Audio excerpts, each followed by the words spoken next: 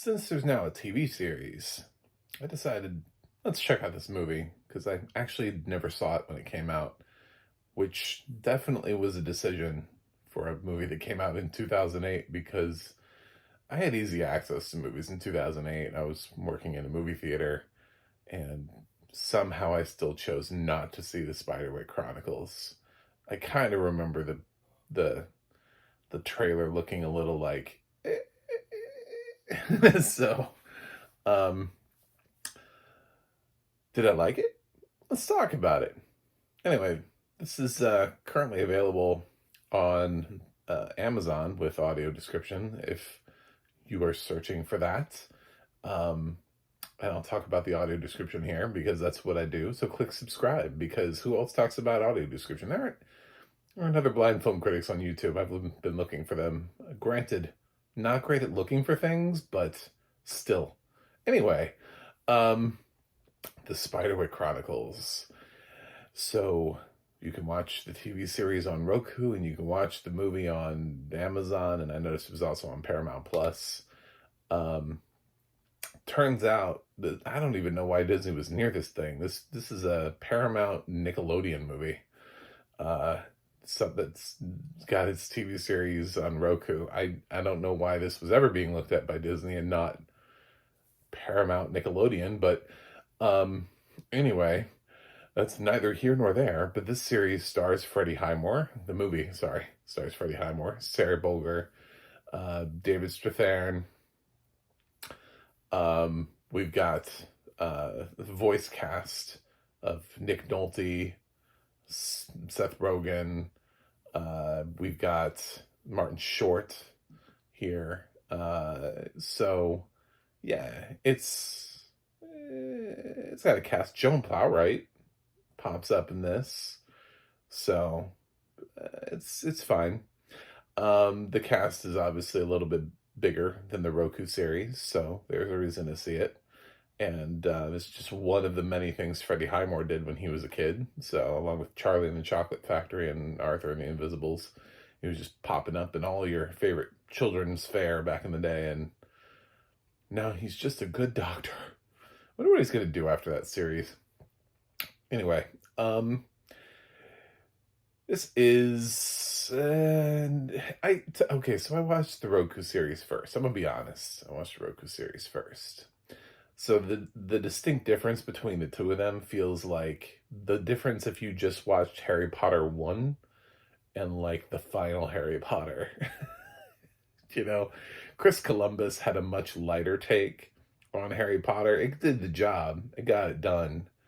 But if you then jump to the final Harry Potter, it's like really dark. You know, it's like everything's really super serious, and you're like, oh my God, what happened? You know, if you were that person who went from just like beginning to end and didn't watch anything in the middle, didn't watch the evolution of the franchise at all, you'd be like, what is this? What happened to Harry? Why is he all emo now? Kind of feels like that because this is a lot brighter. It's geared a lot more towards Nickelodeon audiences. It's not trying to be spooky and creepy. It doesn't have trolls making like weird noises like I guess they're goblins or whatever. But anyway, the series doesn't do a great job of explaining anything. They're like, there's a book by Arthur Spiderwick. It's logged all of these creatures, but we're gonna do an awful job of explaining this. I assume the book is probably the best way to go if this concept strikes your fancy. I noticed distinct differences between the TV show and the movie. Just even though I've only seen the first episode of the TV series, immediately the movie does not care about the mice, like barely at all. The first episode of the TV series mentions these damn mice so much. The first episode is almost about the mice. So, I mean, they're named and everything. And this, they're just sort of like an afterthought. They're just like, oh, here's mice. So I don't know how much that matters to you in the book, but That could be one thing. That was one difference that I noticed was like wildly different based on um, just stuff that was covered in the first episode that was also a part of the movie. Um, I think the TV series has two different actors playing the twin brothers, which is probably a better way to go than Freddie Highmore's uh, decision to, well, the decision to have Freddie Highmore do the dual role thing, the Lindsay Lohan and the Parent Trap thing, where there's really only one of him, but he's playing two characters. Because then it really, like, Freddie doesn't really distinguish the two characters well enough. I feel like the TV series does a better job of distinguishing the difference. Um, the TV series puts a lot more focus on the mental health of Jared than the movie does. It's like it's really out there in front. Yeah, I mean it's just like thrown it like in your face. Um, and in this they just kind of like, oh, why do we always have to suffer every time you do something? They kind of like hint at it, but they don't want to talk about it. It's like in 2008 we just didn't talk about mental health, so it just didn't translate into a Nickelodeon movie. They just find ways of like not talking about it, but then also keeping him being annoying as being part of the plot. It's just okay. But he's probably annoying for a reason, it seems like, anyway. Um, so yeah, there are a decent amount of changes from between these two things that I can see that there would be reasons that you would like one over the other, but ultimately, I've been fans of book series before, and I've seen adaptations, and I'm like, the thing is that the book is always the best because it really does flesh out the characters the best, and it's usually the thing that came first. So it's going to be really hard to get book fans interested in either of these, probably, um, because the movie feels so short that it can't possibly cover the whole thing. Feels like we're running through everything. Whereas the series feels slowed down, but from everything that I've heard online so far about the series is that it's absolutely nothing like the book. So somehow the short movie is actually closer to the book. I don't know how that's possible because, like I said, there are things that the series actually expounds upon more than the movie does. So take that for what you will if you haven't seen the movie yet, if you're interested in jumping into Spiderwick all of a sudden.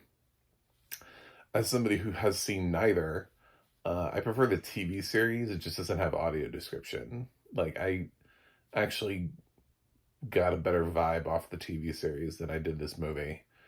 They are made for two totally different audiences. I feel like Spiderwick Chronicles is made for a slightly older audience, and the Spiderwick Chronicles movie is made for a slightly younger audience. So, I enjoyed the voice talent, the voice work. 3 recognizable voices. Got them instantly. I was like, okay, that's Nick Nolte, that's Seth Rogen, Martin Short, got it, done. Got them all. And Freddie Highmore was a really talented child actor, so he does the best that he can here. There just isn't a lot of difference between the two characters, and the amount of screen time that they give to Simon it's reduced so that Jared can seem more like the protagonist. Whereas in the TV series, it feels like they're more balanced, or at least starting off. So I guess if you don't use the same actor playing two roles, you can have a little bit more difference in the characters and actually do stuff with them. Anyway, food for thought. The sister still has no personality traits and still has no purpose in life. Regardless in either version. In the TV series, she has nothing. In the movie, she has nothing. She contributes nothing. She adds nothing. She's a female. That is all she is to the series. regardless of where you are. I'm sure she is written much better in the books and has an actual personality trait. Fencing is her thing, which is such a weird thing for fencing to be somebody's thing. It's like, really? Of all the sports, fencing is okay then. So she's good at fencing, but that's not like a personality trait. You know what I'm saying? Like, she doesn't, we don't know anything else about her. Does she like boys? Does she listen to music? Like anything. Know nothing about her. She's just there. So yeah, it's underwhelming to say the least, regardless of which version you watch, to see how they treat the female characters in the show. So David Strathairn is fine, although his line readings seem like he showed up for a paycheck, because he seems bored in his own film. Which is, it's like, oh yeah, I'm here, whatever. Yeah, okay, I'm reading this line now. Cool. Thanks, David, for being here. I didn't mention Mary Louise Parker's in this too. She's, again, just seems like she's lost. Like, she stumbled into this film and doesn't know why she's here. So, I guess when you hire really talented actors and put them in projects like this, they're not really sure why they're here, but they appreciate the paycheck. If anything, Joan Plowright is far more committed to her character, but I just think she was a delightful person that loved doing this kind of thing anyway. So whatever. It's all right. What I do love is the audio description. The audio description for this is absolutely fire. Just like a blaze of glory. This is one of the best audio description tracks I've heard in a long time. It's so descriptive and it's very immersive. Absolutely tracks as much of the action as it possibly can.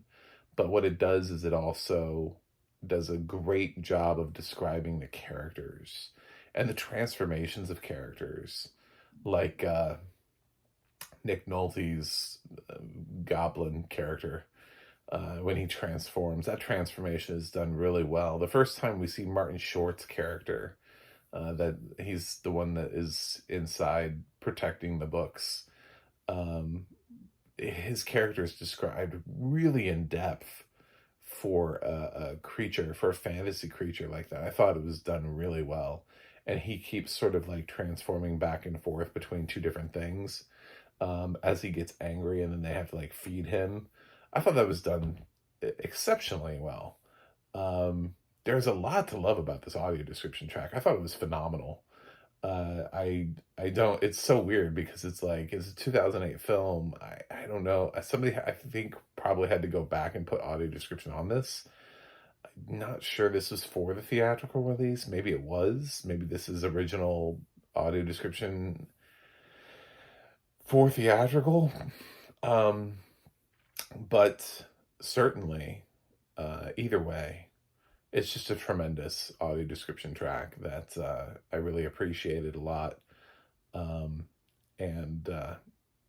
Yeah, I thought it did everything right, everything it needed to do. It pointed out all the stuff about the characters, and there are times where they have to hold up the stone to be able to see the characters, that the other like goblins and stuff like that, because they can't naturally see them.